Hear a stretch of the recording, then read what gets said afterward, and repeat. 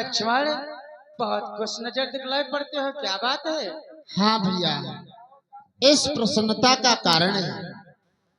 तत्काल बतलाओ लक्ष्मण। सुनो भैया कि साधु बाल के तो प्रभु सुंदर शोभा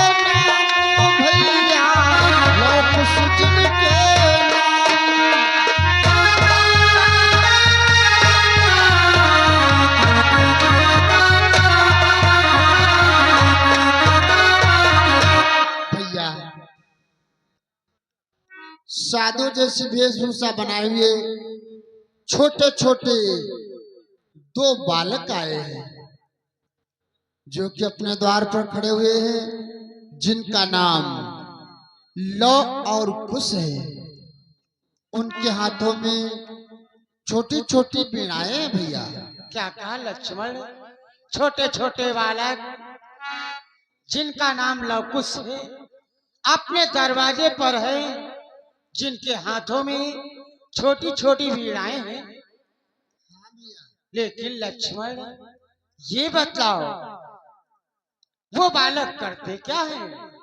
भैया, वो दोनों बालक अपनी बीणाओं से क्या करते हैं? क्या करते हैं? सुनो भैया कि अपनी अपनी बीणाओं पे अनुपम बाणी से गाते हैं।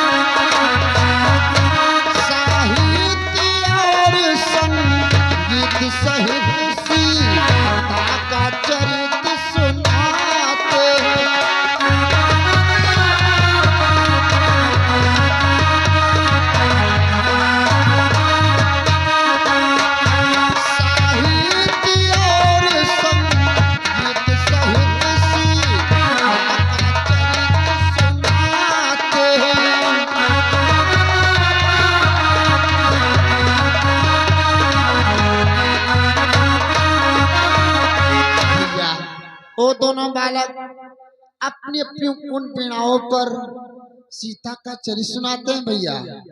इसलिए क्यों ना उन दोनों अद्भुत बालकों को अपने राज दरबार में बुलाया जाए। लक्ष्मण, यदि वो छोटे छोटे बालक अपनी छोटी छोटी बीड़ाओं पर सीता चरित्र का बखान करते हैं, तो शीघ्रता से उन्हें दरबार में लाया जाए। आसन को ग्रहण करो।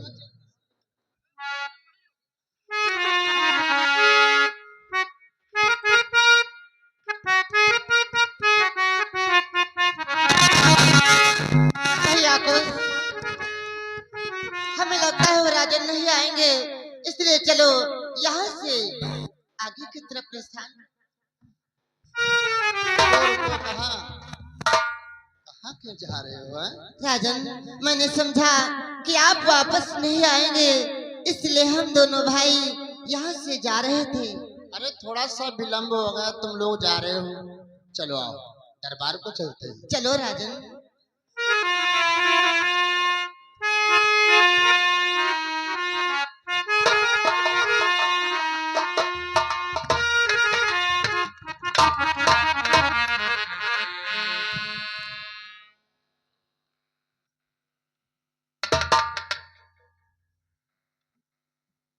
बच्चे, राजन, हम तुमसे कुछ पूछना चाहते हैं।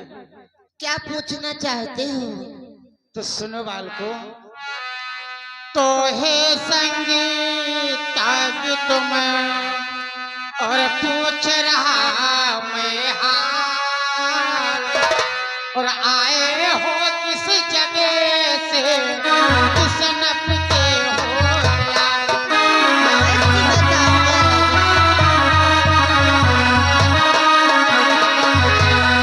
आए हो किस जगह से, किस नपते हो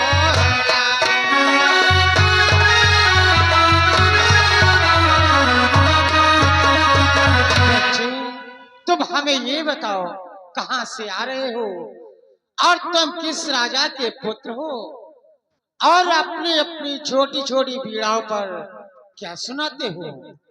हे राजन, कि राजेश्वर प्रगट रूप में जब दो बाल तपस्वी प्रस्तुत हैं।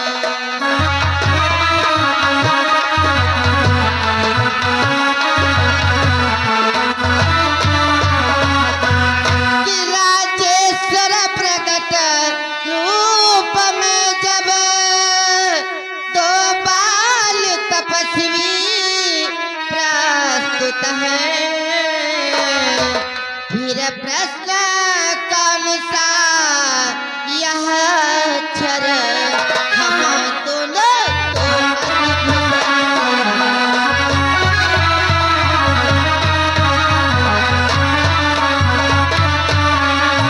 फिर प्रश्न कौन सा यह अक्षर हम दोनों तो अद्भुत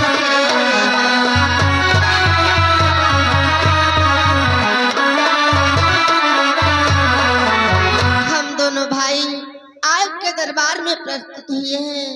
आप जो भी मुझसे सवाल पूछोगे मैं उसका सवाल अवश्य उत्तर दूंगा तो राजन। तुम हमें बताओ, तुम्हारी माता अथवा तुम्हारे गुरु का क्या नाम है। सुनो राजन, तो उत्तर लो सुनो, बताते हैं शिशु हैं हम किसकी गोदी के, कि गुरुदेव हमारे अरे वाल्मीकि बेटे हैं हम बनते भी।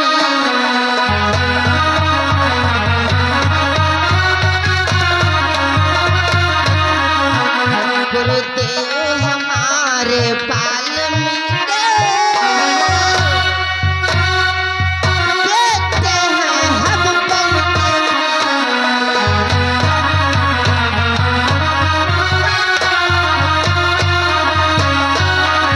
हमारी माता का नाम वनदेवी और गुरुजी हमारे श्री वाल्मीकि जी हैं क्या राजा। कहा, तुम्हारी माता का नाम वन देवी और तुम्हारे गुरु महर्षि वाल्मीकि जी है। हाँ राजा।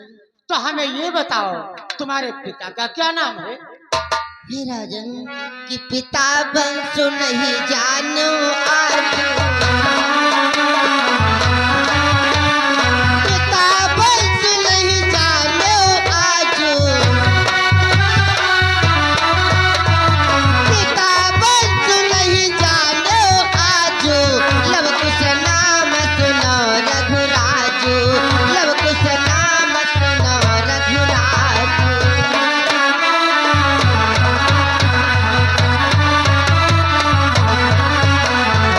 हे राजन, हमारा नाम लव है, हमारे छोटे भ्रात का नाम कुश है, मैं अपने पिताजी का नाम नहीं जानता। क्या राजा। कहा, तुम्हारा नाम लव है, तुम्हारे छोटे भाई का नाम कुश है। तुम इतने बड़े बड़े हो गए, तुम्हें अपने पिता का नाम भी नहीं पता। हाँ राजन, इस समय उमंग उठ रही है, कुछ सुनना हो तो सुनिएगा, हम सीता चरित सुनाएंगे, इस पर ही ध्यान। तो तुम सुनाओ, हमें सीता चरित सुनाओ। आसन ग्रहण करेगा।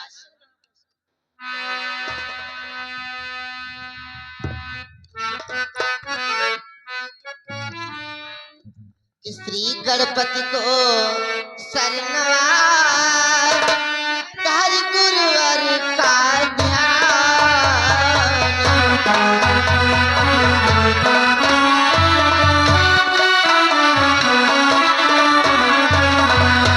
गणपति को शरणवार हरि गुरुवर का ध्यान आज सुनाना है हमें सीता चरित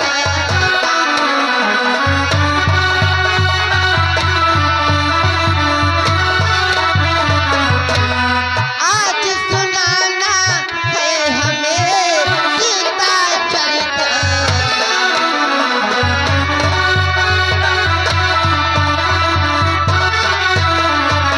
सर्वप्रथम मैं अपने गुरुजी को बारंबार प्रणाम करता हूँ कि आर्य जगत में है विविध मिथिला नामक देश।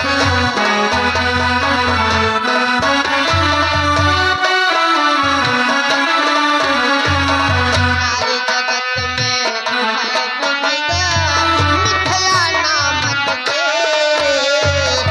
राजा चाहते हे जनक जग विख्यात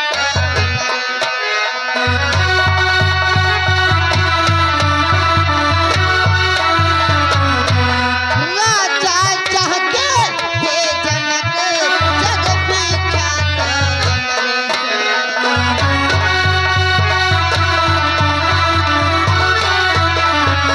एक राजा अपने राज्य में प्रेम पूर्वक से राज कर रहे थे और अचानक से जानते हो उनके राज्य में क्या हुआ राजा कि पड़ गया अचानक एक समय अरे भारी अकाल राजधानी में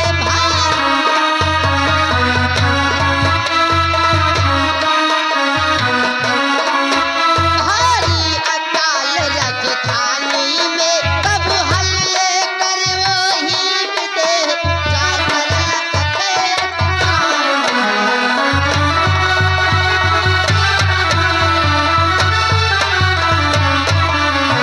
तब हल्ले कर वही विदेह जाकर लगते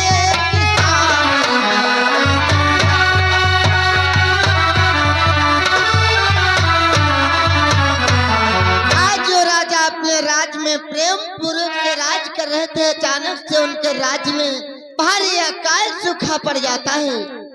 आज राजा ने पंडितों से सारा हाल पूछा। आज पंडितों ने बतलाया यदि राजा रानी दोनों लोग मिल करके खेत पर हल चलाए तो शायद बारिश हो। आज राजा ने वैसा ही किया। राजा रानी मिल करके खेत पर हल चलाने लगे। आज वह हल चलते चलते एक जगह पर ठहर जाता है। वहाँ ठहरने का कारण था जब वहाँ देखा गया तो एक सुंदर घड़ा निकला। जब उस घड़े को खोला गया उसमें देखा गया तो एक सुंदर कन्या निकली और उस कन्या के कौन का नाम रखे गए भैया आगे तुम सुनो। फिर जानते हो राजन वो कन्या किन के नामों से विख्यात है कि पृथ्वी के ऊपर आकर के अद्भुत सब काम हुए उनके।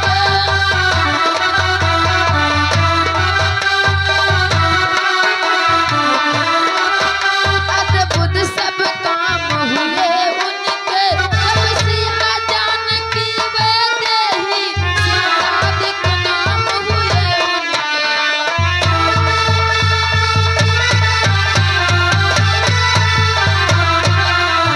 जब सिया जानकी वे देही सीतादिक नाम हुए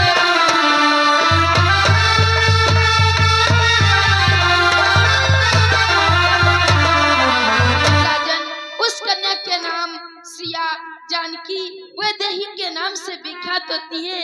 उसके 3 नाम रखे जाते हैं और उसके बाद में वो कन्या धीरे धीरे अपने महलों में सयानी हो जाती है। तब क्या होता है भैया आगे आप सुनाओ। आज वह कन्या धीरे धीरे अपने महलों में सयानी हो जाती है।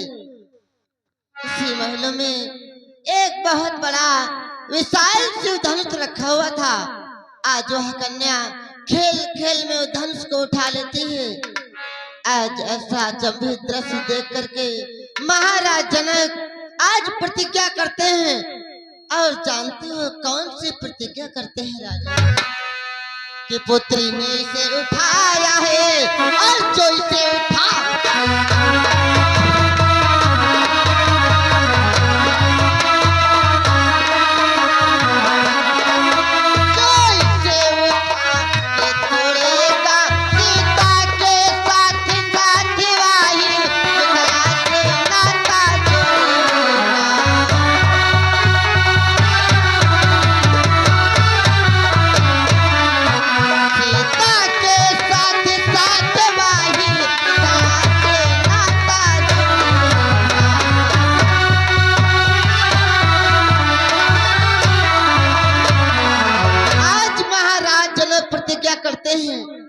कि मेरी पुत्री सीता ने आज इस विशाल से धनुष को उठा लिया है। जो भी प्राणी इस धनुष को उठा करके तोड़ देगा, मैं अपनी पुत्री का विवाह उसके साथ में कर दूंगा। आज राजा ने देश विदेशों में ढिंढोरा पिटवा दिया। देश विदेश के राजागण आए, उस धनुष को तोड़ना चाहा, लेकिन वह धनुष अरे तोड़ने की तो बात दूर रही, वह किसी से हिला भी नहीं। आज महाराज जनक के दरबार में आज मुनि विश्वामित्र के साथ राम अथवा लक्ष्मण आए हुए थे। आज राम अपने गुरुजी की आज्ञा पाकर के क्या करते हैं भैया आगे तुम सुनाओ। जानते हो राजन क्या हुआ कि रघुनंदन रामचंद्र जी ने उस शिव धनुष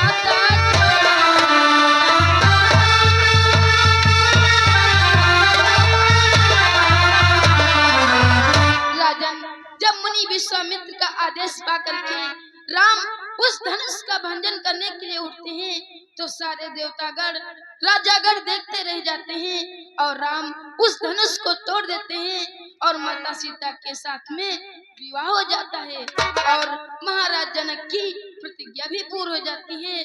उसके बाद में क्या हुआ भैया सुनो। आज राम का विवाह हो जाता है। आज राम कुछ दिनों तक जनकपुर में रुके और वहां से जनकपुर से विदाई लेकर के अपने श्री धाम अयोध्या आ जाते हैं।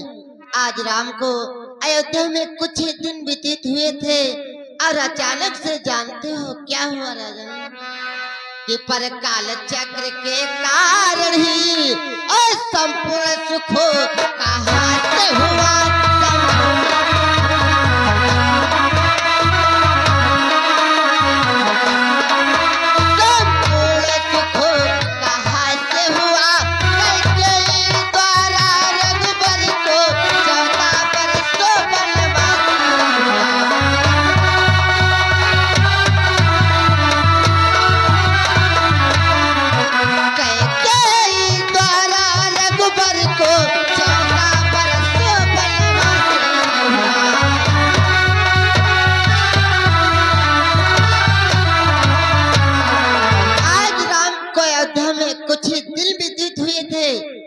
अचानक से उनकी माता कैकेयी के द्वारा राम को 14 वर्षों का वनवास हो जाता है। वन के लिए 3 प्राणी निकलते हैं, राम लक्ष्मण सीता। आज तीनों प्राणी चलते चलते कहाँ पहुँचते हैं भैया आगे तुम सुनाओ। फिर जानते हो राजन वो तीनों प्राणी कहाँ को पहुँचते हैं कि आगे चल के बच्चे द्वारा जब तीनों गंगा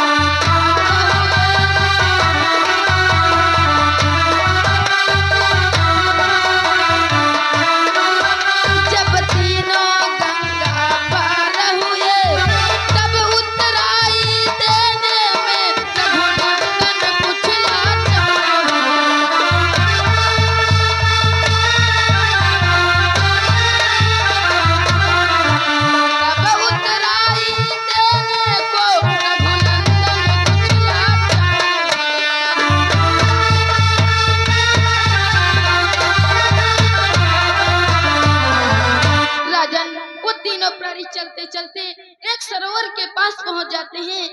वहाँ पर एक केवट को आवाज देते हैं। जब वो केवट आता है, प्रभु राम वो माता सीता भैया लक्ष्मण को बहुत से उस पार कर देता है। उसके बाद में प्रभु राम के पास देने के लिए कुछ नहीं होता है। तब प्रभु राम उदास हो जाते हैं। फिर क्या हुआ भैया आप सुनो। केवट के द्वारा तीनों प्राणी गंगा से उस पार हो जाते हैं। आज राम के पास उत्तरायण स्वरूप देने के लिए कुछ भी नहीं था।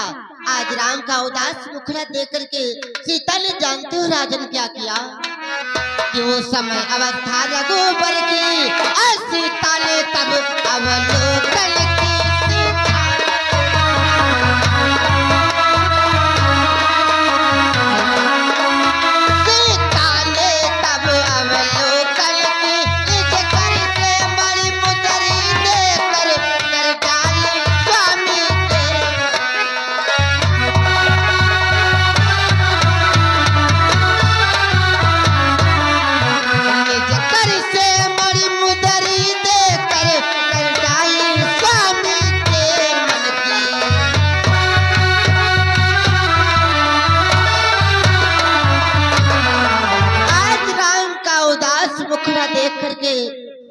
सीता ने अपने उंगली से अंगूठी निकाली और कहने लगी, लो स्वामी, ये अंगूठी केवट को उत्तरायण के स्वरूप में दे दो।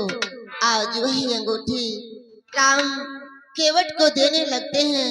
फिर क्या हुआ भैया, आगे तुम सुनाओ। फिर जानते हो राजन क्या हुआ, कि वही अंगूठी जब लगी देने प्रभु के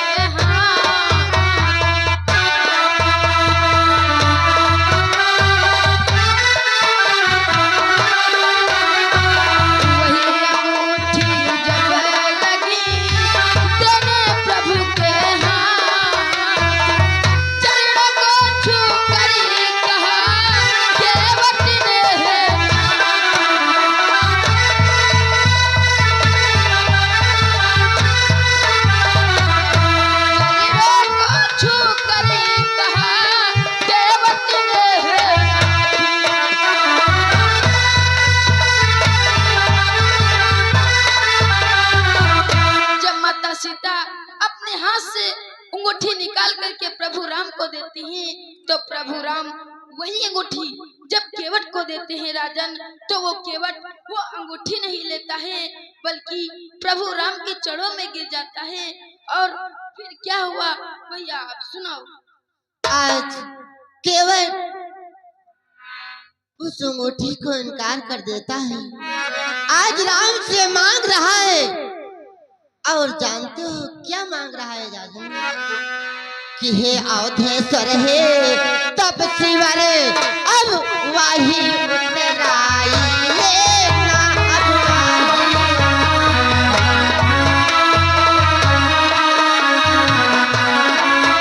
अब वाही उतराई ना। मैंने गंगा से पार किया, तुम भव से पार लगाते ना।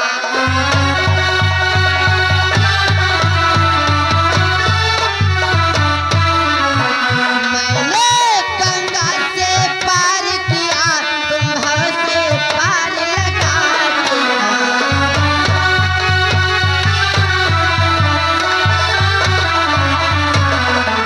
हे राजन, आज मैंने तुमको इस गंगा से पार किया है। जिस समय मैं आपके घाट चल कर के आऊं, उस समय तुम मुझे बहुत से पार लगा देना। आज राम केवट को वरदान दे करके आगे की तरफ प्रस्थान कर देते हैं। और कहाँ पहुँचते हैं भैया, आगे तुम सुनाओ। फिर जानते हो राजन, वो तीनों प्राणी चलते चलते कहाँ को पहुँचते हैं, कि आगे चल के यात्री मुनि से मिलकर जब पंचवटी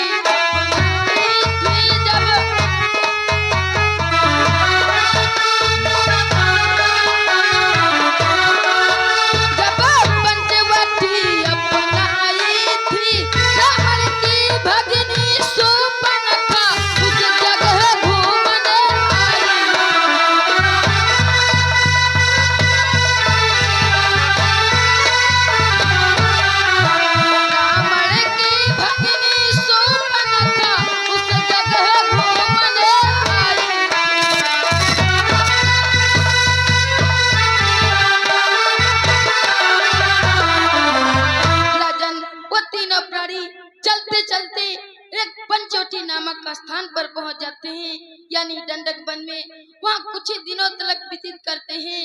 और वहाँ पर एक शूर्पणखा रहती थी, वो रावण की बहन थी। वो जब उसी दंडक वन में घूमने के लिए आई तो प्रभु राम का आश्रम दिखाई पड़ा।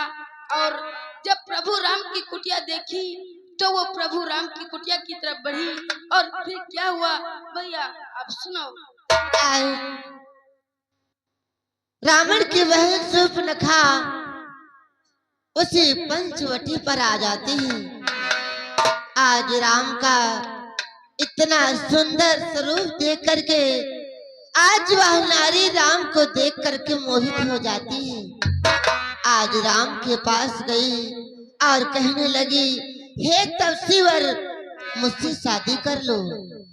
राम ने कहा, मेरी तो शादी हो चुकी है, अभी तक हमारे भ्रात लक्ष्मण ग्वाले हैं, तुम उनके पास चली जाओ, वे तुमसे विवाह अवश्य कर लेंगे।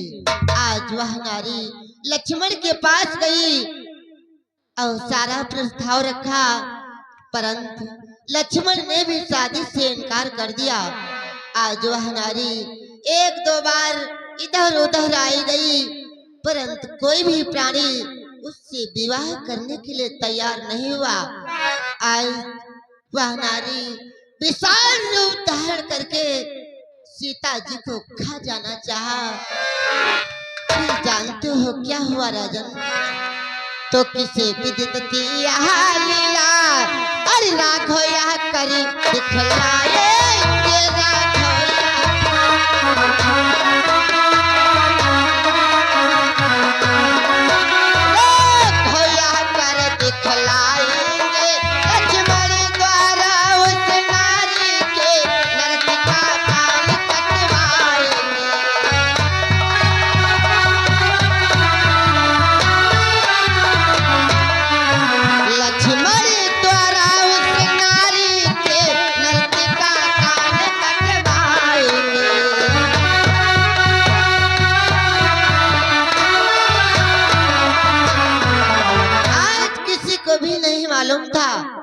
कि लक्ष्मण के द्वारा उस नारी के नाक अथवा कान काट ले जाएंगे। आज लक्ष्मण उस नारी के नाक कान काट लेते हैं। वह नारी रोते बिलखते चिल्लाती उसी दंडक वन में उसके भ्रात खरदूषा तीसरा रहते थे, जिनके पास 14,000 सेना थी। आज सारा हाल बतलाया। खरदूषा तीसरा 14,000 सेना तैयार करके राम से युद्ध करने के लिए चल देते हैं। फिर क्या हुआ भैया, आगे तुम सुनाओ। फिर जानते हो राजन क्या हुआ कि खरदूसरा तीसरा लड़े आके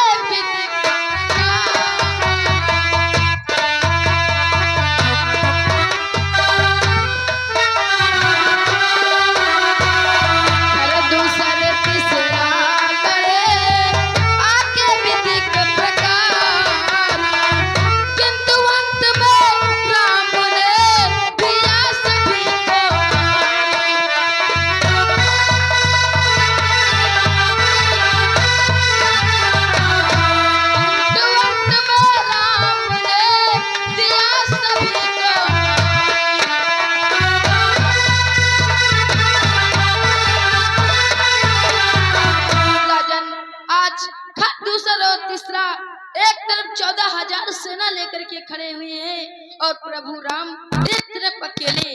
लेकिन प्रभु राम खरदूषा तीसरा का वध कर देते हैं और उनके साथ में 14,000 सेना का भी वध कर देते हैं। उसके बाद में शूर्पणखा ये सब दृश्य देख करके रोती हुई बिलखती हुई कहाँ खो गई भैया आप सुनाओ।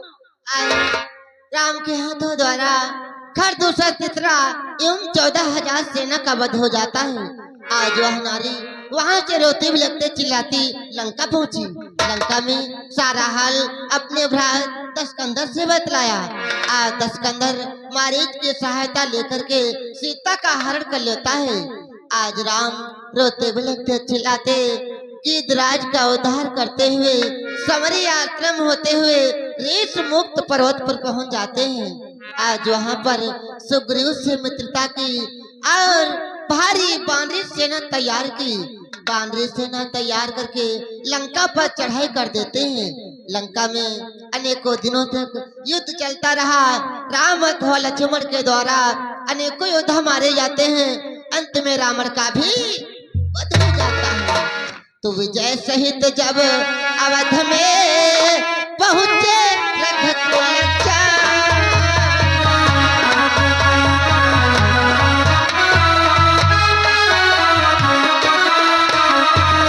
विजय सहित जब अवध में पहुंचे रघुकुल चार। पूर्व दृष्टि द्वारा हुआ राज तिलक सारा।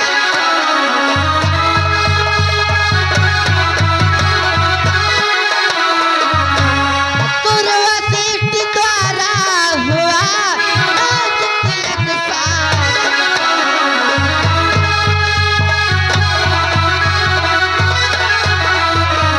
आज राम लंका पर विजय का झंडा फहरा करके अपने श्री धाम अयोध्या जाते हैं।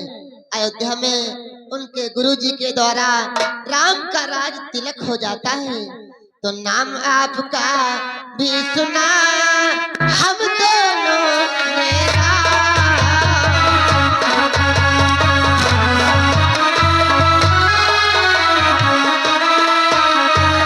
नाम आपका भी सुना हम दोनों ने राम। अब वही यदि राम है तो लीजिए।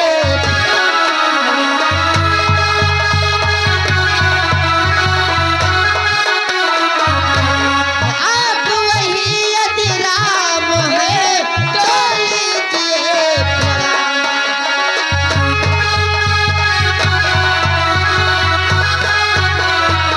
मैंने आपका नाम तो सुना था, लेकिन आज दर्शन भी हो गए। हे राजन, मेरा प्रणाम स्वीकार हो। अब दोनों भाई यहाँ से जाना।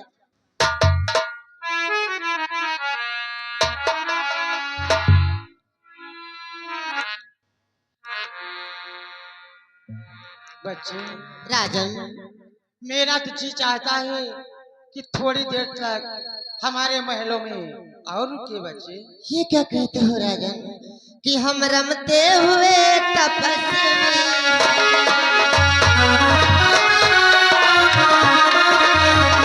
हम रमते हुए तपस्वी हैं, अधिक नहीं भरमाते।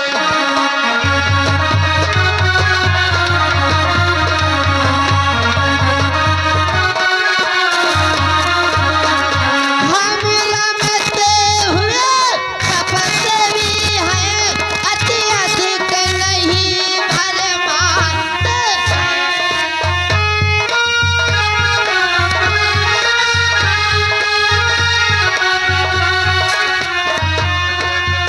जब तक जी चाहा रुके यहाँ।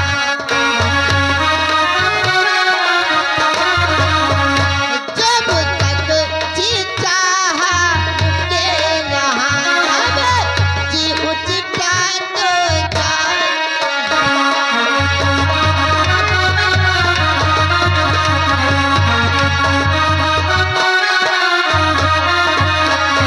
जब तक जी चाहा रुके यहाँ। जी उचिता तो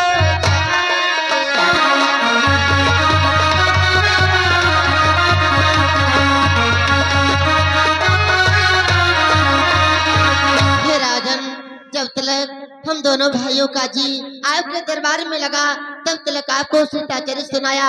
अब हम दोनों भाइयों का जी आपके दरबार से उचट चुका है, इसलिए हम दोनों भाई यहाँ से जा रहे हैं।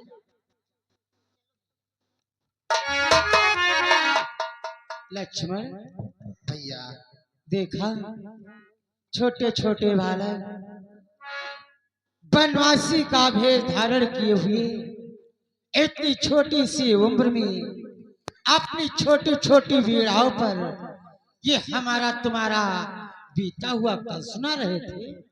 सत्य कह रहे हो भैया। लेकिन अभी तक ये नहीं पता चला कि किसके पुत्र हैं। धैर्य धारण करो, समय आने पर सब कुछ मालूम हो जाएगा।